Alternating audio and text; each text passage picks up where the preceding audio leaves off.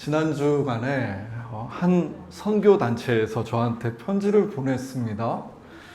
편지라기보다는 그분들이 만들고 있는 강력한 전도지를 저한테 홍보하고자 샘플을 보내준 것이죠. 그 전도지에는요, 한치의 의심도 없는 아주 명징한 단문 8개, 그리고 영접 기도가 쓰여 있었는데, 그 전도지의 제목이 그 모든 내용을 총합하는 절정이자 요약과 다름이 없었습니다. 제목은 천국 가는 약도를 아십니까? 저는 천국이라는 말과 약도라는 말이 한데 쓰여 있는 것을 보면서 한참 동안 서성이고 있었습니다.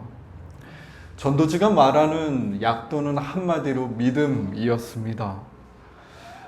예수를 믿으면 죄를 용서받아 행복하고 건강하게 살다가 마침내 천국에 들어갈 수 있게 된다는 이야기였습니다.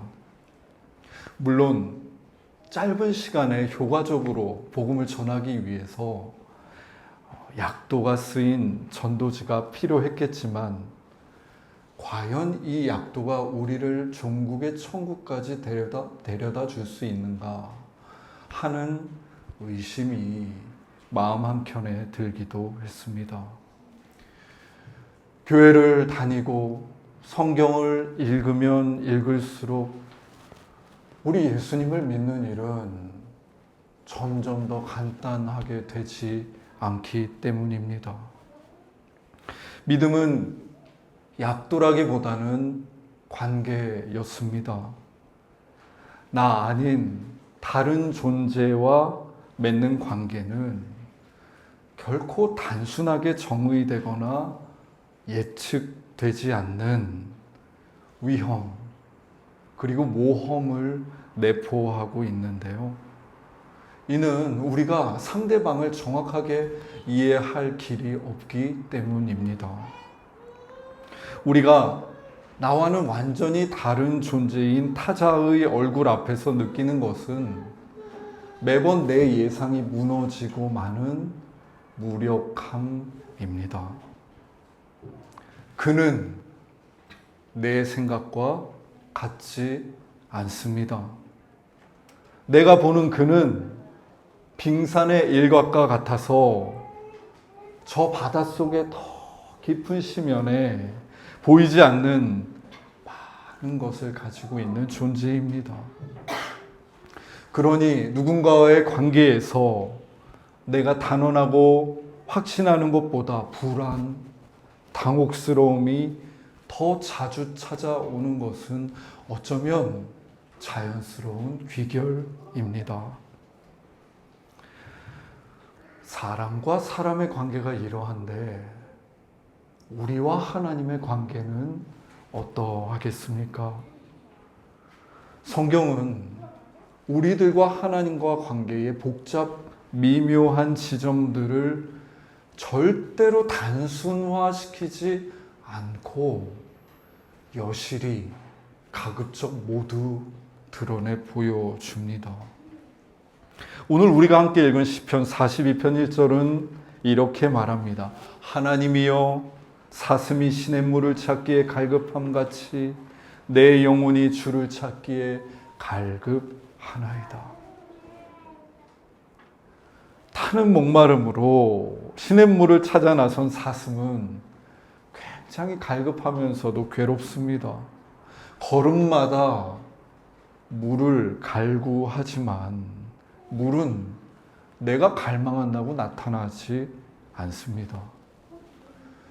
하나님을 아무리 찾는데 하나님이 나타나시지 않는다라는 이야기입니다. 시편 42편 2절에서 이런 갈망은 더 깊어지지요. 내 영혼이 하나님을 갈망하나니 내가 어느 때에 나아가서 하나님의 얼굴을 배울까? 갈망하면 나타난다.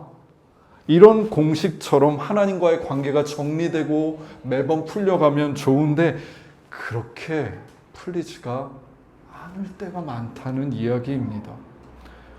내가 아무리 갈망해도 다 알 수 없고 모르겠는 것. 시편이 말하는 하나님과 우리의 관계의 진실은 사실 그러합니다. 간단치가 않습니다. 여기에 또 다른 조건이 등장합니다. 3절에 이렇게 쓰여 있습니다. 사람들이 종일 내게 하는 말이 내 하나님이 어디 있느뇨 하오니. 또 10절에 봐도 내 하나님이 어디 있느냐라고 대적이 비방하여 말하고 있다고 합니다. 저 대적들은 9절에서 보는 것처럼 당당하게 이 땅에서 압제를 행하고 슬픔을 자아냅니다. 저 대적들이 다스리는 세상에서 누군가로부터 압제받는 이들의 세상에서 시인은 신음합니다. 3절에 눈물이 주르륵 내 음식이 되었도다. 4절에 이제 내 마음이 상하는도다. 여러분, 하나님을 믿고 신뢰하고 갈급하게 찾는 시인입니다만 그 마음에 있는 것은 무엇입니까? 낙심, 불안입니다. 시편 42편과 43편이 그리는 현실은 하나님이 주시는 건강이며 행복으로 그럴싸하게 점철되어 있지 않습니다. 물론 우리가 하나님을 믿고 따라가는 그 여정에는 환호와 기쁨과 감격의 순간이 있게 마련입니다. 홍해가 갈라지고 복음서에 읽었듯이 군대 귀신이 쫓겨나고 이런 통쾌한 하나님의 능력이 나타나는 시간들이 우리 신앙의 여정에도 존재합니다. 하지만 성경은 하나님을 믿는 믿음은 그렇게 단순한 약도로만 그리고 단언할 수 없다고 덧붙여 이야기합니다. 믿음은 기쁨과 감사이기도 하지만 믿음은 낭만과 불안, 낙심과 갈급함, 눈물과 슬픔의 순간을 수반한다고 성경은 아주 솔직하게 이 땅에서 살아가는 신앙생활의 현실을 이야기해 줍니다. 하나님을 열심히 믿고 신앙생활 하지만 여전히 목마른 사슴같이 지냈던 때가 여러분에게도 있으시지 않으십니까? 성서 일과의 시편 본문은 보통 성서 일과 그 주 구약의 본문과 짝을 이루어서 제시됩니다. 오늘 구약 본문에는 엘리야가 등장합니다. 복음서에서는 이 구약 성경을 다른 말로 해서 율법과 선지자라고 표현하기도 합니다. 율법의 대표 선수는 누구일까요? 단연 율법을 시내산에서 받은 모세입니다. 선지자의 대표 선수는 누구일까요? 두말할 것 없이 엘리야입니다. 모세와 엘리야가 구약을 대표하는 두 사람이라고 해도 유대인들은 맞다라고 한다는 이야기지요. 하여 이 두 사람은 예수님이 변화산에 계실 때에 그곳에 기도할 때 나타났던 두 사람이기도 합니다. 엘리야가 행한 가장 유명한 일은 열왕기상 18장에 나온 갈멜산에서 바알의 선지자들과 대결한 사건입니다. 당시 이스라엘의 왕이었던 아합은 바알 숭배자였습니다. 아내 이세벨과 함께 사마리아에 바알 신전을 건축하였고 아세라 상들을 여러 군데 만들어서 비치했는데 그 규모가 어마어마합니다. 열왕기상 18장 19절을 보면 이렇게 쓰여 있습니다. 그런즉 사람을 보내 온 이스라엘과 이세벨의 상에서 먹는 바알의 선지자 450명과 아세라의 선지자 400명을 갈멜산으로 모아 내게로 나아오게 하소서.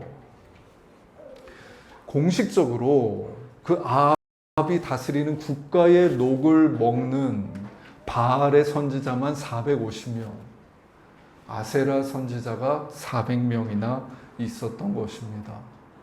850명이 제도권 안에서 그 나라를 바알을 숭배하도록 이끌고 있었습니다. 당연히 이스라엘, 하나님의 자녀된 그들을 향해 하나님은 진노하셨고 3년간 가뭄을 주십니다. 저 아합 왕과 이스라엘이 숭배하던 그 바알은 영어로는요, storm god, 우리말로는 비의 신이었습니다. 저 바알은 이 땅에 비를 내리게 해서 초목을 풍성하게 했고, 그래서 농사 짓는 이들을 풍요롭게 하고, 또 풀을 먹고 자라는 목축업자들을 풍요롭게 하는 신이었습니다. 그 나라가 그렇게 집단적으로 국가적으로 비의 신 바알을 섬기는데 3년간 비가 내리지 않은 것입니다. 그리고 그 절정에서 비의 신인 바알 선지자 450명과 하나님의 선지자 엘리야 한 명이 대결하는 일이 벌어집니다. 엘리야는 송아지를 한 마리씩 가져오자고 합니다. 그래서 각각 한 마리씩을 택하여 각을 떠서 나무 위에 올려놓고 한번 신의 힘을 빌어 불을 붙여보자고 말합니다. 엘리야는 우리가 각자의 신을 부를 때 그 신이 불을 내려 송아지를 태울 수 있다면 이야말로 참된 하나님이 아니겠냐고 대결을 요청하고, 이스라엘 온 백성들은 그 풍경을 보고 맞다, 지금 불을 내리는 분이 진정 하나님이 맞다 라고 동의합니다. 이 시험은, 이 대결은 사실 바알에게 너무 유리한 대결이었습니다. 바알이 누굽니까? 스톰 갓, 비의 신 아닙니까? 폭풍우가 칠 때에 번개가 치지 않습니까? 하여 이 바알 신상을 그릴 때는 손에 번개 들고 있는 모습을 그리곤 했습니다.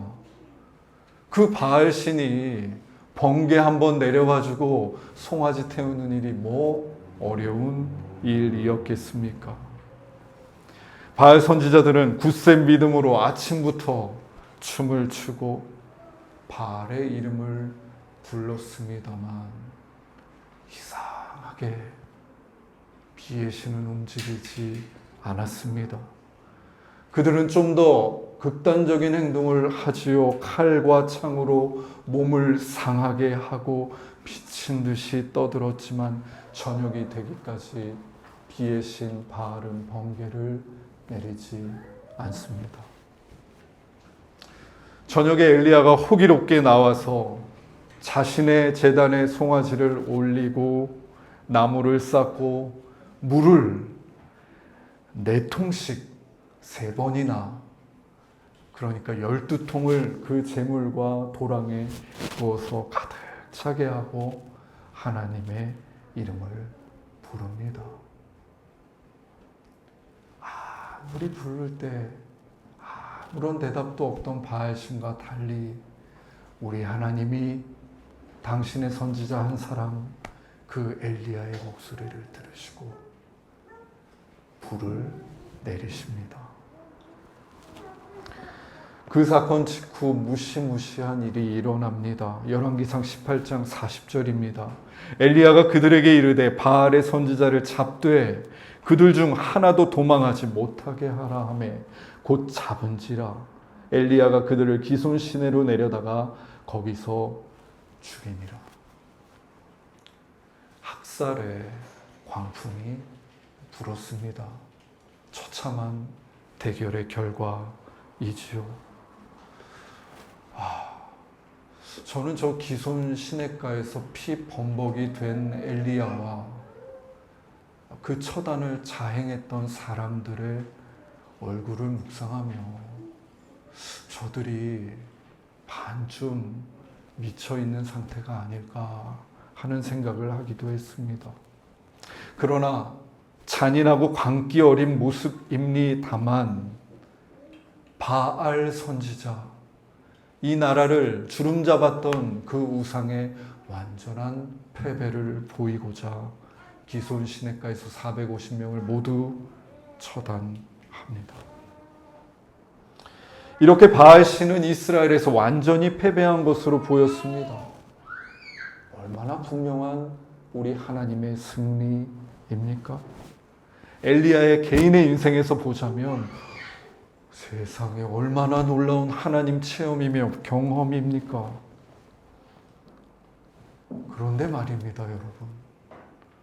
우리가 모두 알고 있는 이 이야기가 정말 엘리야의 승리로 끝난 건 맞습니까? 오늘 우리가 읽은 구약 본문 열왕기상 19장의 승리 이후의 풍경이라고는 도대체 믿어지지 않을 만큼 처참한 엘리야의 모습이 등장합니다. 19장 4절을 보면 엘리야가 광야에 앉아 죽기를 원하며 이렇게 말하고 있습니다. 여호와여, 넉넉하오니 지금 내 생명을 거두시옵소서. 나는 내 조상들보다 낫지 못하나이다. 그는 언제 승리를 맛봤느냐는 듯이 삶에 대한 소망을 모두 다 잃고 죽고 싶어 합니다. 그는 자기 조상들보다 내가 나은 것이 하나도 없다고 자기를 비하하며 그냥 죽여달라고 신에게 요청합니다. 이것은 안타깝게도 그 순간 엘리야의 간절한 진심이고 하나님을 향한 절규입니다. 왜일까요? 겉으로 보기에는 바알 선지자 450명을 죽임으로써 바알 신과 하나님의 대결에서 승리한 선지자처럼 보였지만 실상은 그러지 않았기 때문입니다. 현실은 거대했습니다. 엘리야가 쳐낸 것은 가지에 불과했습니다. 뿌리를 쳐내지 않는 한 나무는 반드시 다시 가지를 뻗쳐 잎사귀를 냅니다. 악의 뿌리는 다름 아닌 이세벨이었습니다. 이세벨은 자신이 녹을 주면서 키운 바알 선지자를 죽였다는 그 소식을 듣고서 엘리야에게 이렇게 말합니다. 열왕기상 19장 2절입니다. 이세벨이 사신을 엘리야에게 보내어 이르되 내가 내일 이맘때에는 반드시 내 생명을 저 사람들 중 한 사람의 생명과 같게 하리라. 그렇게 하지 아니하면 신들이 내게 벌 위에 벌을 내림이 마땅하니라. 한마디로 네가 나의 선지자들을 죽인 것처럼 내가 너를 죽이겠다라는 엄포입니다. 이스라엘의 왕비, 어쩌면 이스라엘의 실권자 이세벨의 선포 앞에 엘리야는 저 450명을 죽인 엘리야는 단숨에 낙심합니다. 바알 선지자 450명을 죽였지만 그 모든 일들이 무용하다고 느껴졌기 때문입니다. 여전히 위용을 과시하는 저 이세벨이라는 현실을 보면서 패배감이 점점 깊어갔기 때문입니다. 이세벨은 분명 자신을 죽이고 다시 바알 선지자 450명을 세울 것이 분명했습니다. 그러니까 근원적인 이 땅의 현실은 하나도 변하지 않은 것입니다.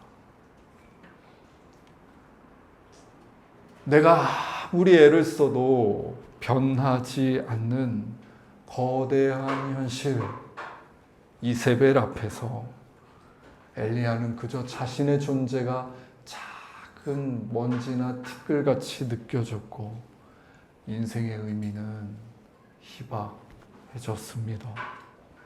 죽고 싶다, 주님. 지금 내 생명을 거두어 달라는 그 엘리야의 말에는 이러한 현실에 대한 깊은 낙심과 더불어 현실을 이렇게 허락하시는 이해할 수 없는 하나님에 대한 원망이 배어 있습니다. 보십시오, 주님. 이세벨이 여전히 기세등등하게 통치하고 있는 이 이스라엘 땅에 무슨 희망이 있습니까? 그의 마음은 시편 43편 2절과 같습니다. 주는 나의 힘이 되신 하나님이시거늘 어찌하여 나를 버리셨나이까?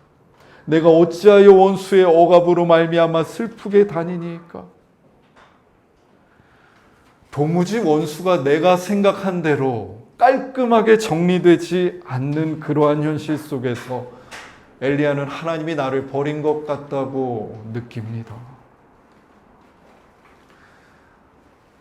이처럼 성경은 구약을 대표하는 선지자 엘리야가 자기 비관에 빠져 현실의 거대함에 억눌려 죽고 싶어 했다라는 사실을 숨기지 않고 드러냅니다.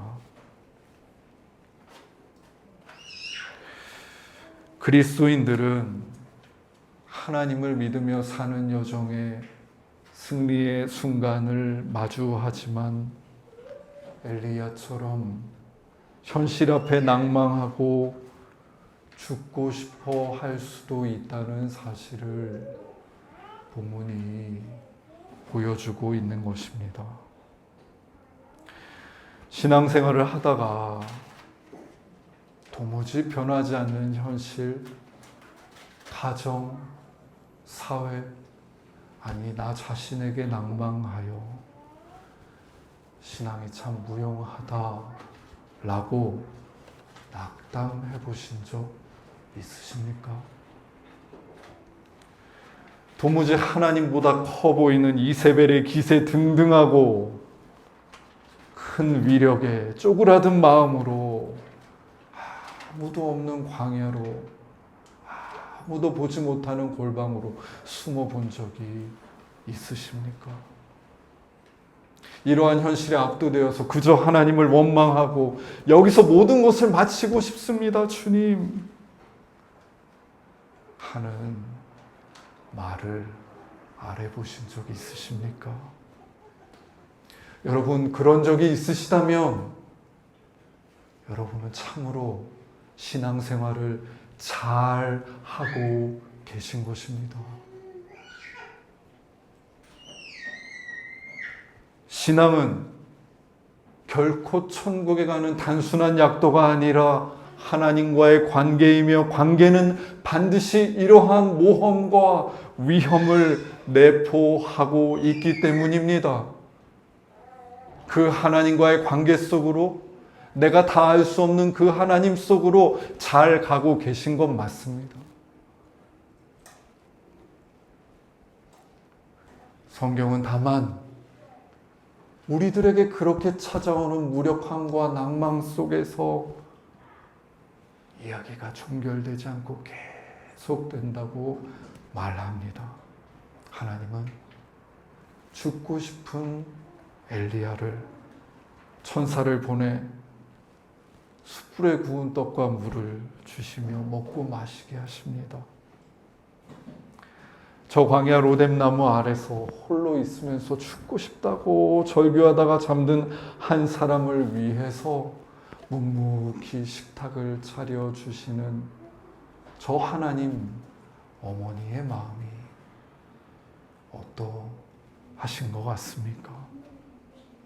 엘리야는 그 하나님 어머니가 차려주신 음식을 먹고 다시 누워서 잡니다.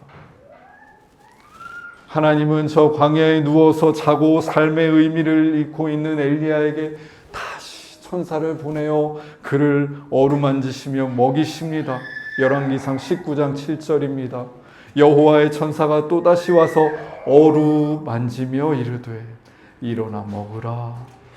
내가 갈 길을 다 가지 못할까 하노라 하는지라.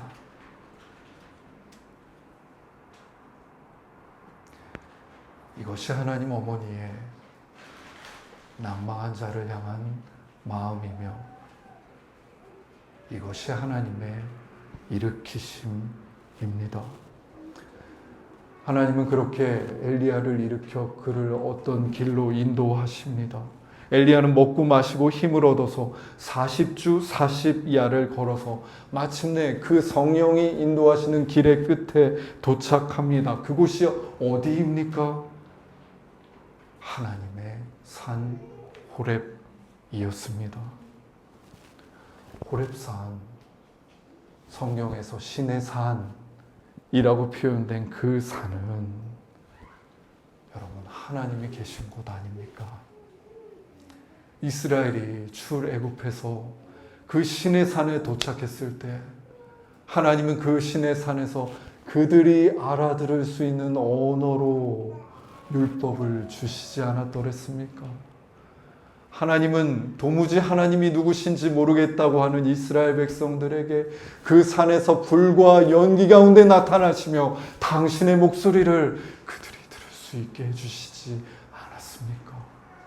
호렙산은 우리 하나님이 계시는 곳, 호렙산은 우리 하나님이 당신을 나타내시는 곳입니다. 엘리야가 하나님의 산 호렙에서 그렇게 들리지 않았던 하나님의 목소리를 듣습니다. 목마른 사슴이 마침내 해갈하는 순간 그 자리는 호렙, 저 하나님이 나타나시고 당신을 드러내시는 그곳입니다. 우리의 신앙생활 여정은 승리로만 점철되지 않고 낭만과 슬픔과 자기 비관에 빠질 때도 있지만 살아계신 성령님께서 우리를 이끄사 다시 호렙으로 하나님께서 당신을 나타내시고 들려주시는 곳으로 이끌어 가시는 것입니다. 이것은 아주 은밀하고도 숨겨진 사건이며 경험입니다. 이세벨이나 아합이나 엘리야의 제자들조차 알 수 없는 저 호렙의 시간은 엘리야와 하나님만이 알고 있는 은밀하고도 숨겨진 시간입니다. 폭풍우와 같은 승리와 성취, 죽고 싶은 낭만과 비관을 지나 도착한 바로 그 호렙에서 우리의 신앙은 비로소 깊이 깊이 뿌리 내리기 시작합니다. 자라기 시작합니다. 하나님이 사랑하시는 숫가족 여러분, 믿음은 결코 약도가 아니라 관계입니다. 관계는 몇몇의 성취나 좌절로 규정되지 않은 깊은 심연을 가지고 있는 미지의 세계임을 잊지 말아 주십시오. 그러니 우리 하나님을 믿는 일은, 그분과의 관계 안에서 살아가는 일은 몇 번의 승리에 도취되는 일이 아니요, 또 자기 비관에 비관하며 낭망하는 일만도 아니며, 그러한 일상과 현장 속에서도 우리를 호렙으로 이끄시는 그 이끄심을 따라가는 여정입니다. 하나님이 이끌어 당신을 나타내시는 저 은밀한 호렙에서 우리는 이전보다 더 큰 하나님을 배울 것입니다. 우리는 나를 지금 억누르고 함몰시키는 자기 비관을 넘어서게 하시는 하나님을 보게 될 것입니다.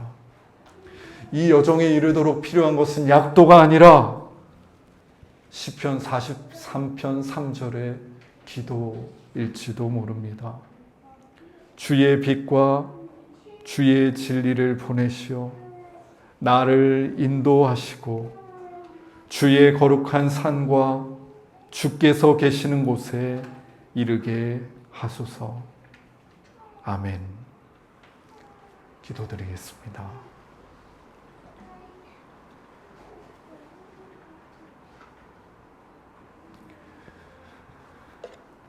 하나님, 저 구약을 대표하는 선지자 엘리야의 낭망을 성서일과 본문에서 목도합니다.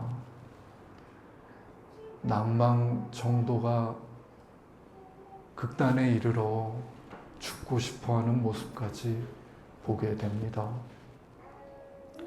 도무지 하나님이 느껴지지 않고 현실에 깊이 억눌려 지치고 죽고 싶은 마음, 하나님을 원망하는 마음 외에 다른 길은 없어 보이는 저런 순간, 주님, 저희들의 신앙 여정에도 있었음을 기억합니다. 그런 우리들의 신앙을 잘못됐다 하지 않으시고 하나님과의 새로운 관계로 한 걸음 이끌어 가시는 여정이라 말씀해 주시니 감사합니다. 그런 엘리야를 책망하지 않으시고 오히려 먹이시고 힘을 주시며 하나님이 계신 호래까지 걸어가게 하신 성령님을 찬양합니다. 성령님, 하나님 어머님, 우리에게도 그리하여 주십시오. 거대한 세상과 내가 마주한 현실에 낭망한 우리에게도 찾아오셔서 그리하여 주십시오. 우리를 일으켜 다시금 주님의 인도하심을 따라 호렙으로 걷게 하여 주십시오. 내가 살아가는 변하지 않는 나 자신의 모습, 가정, 이 사회의 처지 속에서 낭망한 우리에게 오셔서 주님, 우리가 다시 이끄시는 호렙을 향해 걸어갈 수 있도록 인도하여 주옵소서. 예수님의 이름으로 기도드립니다.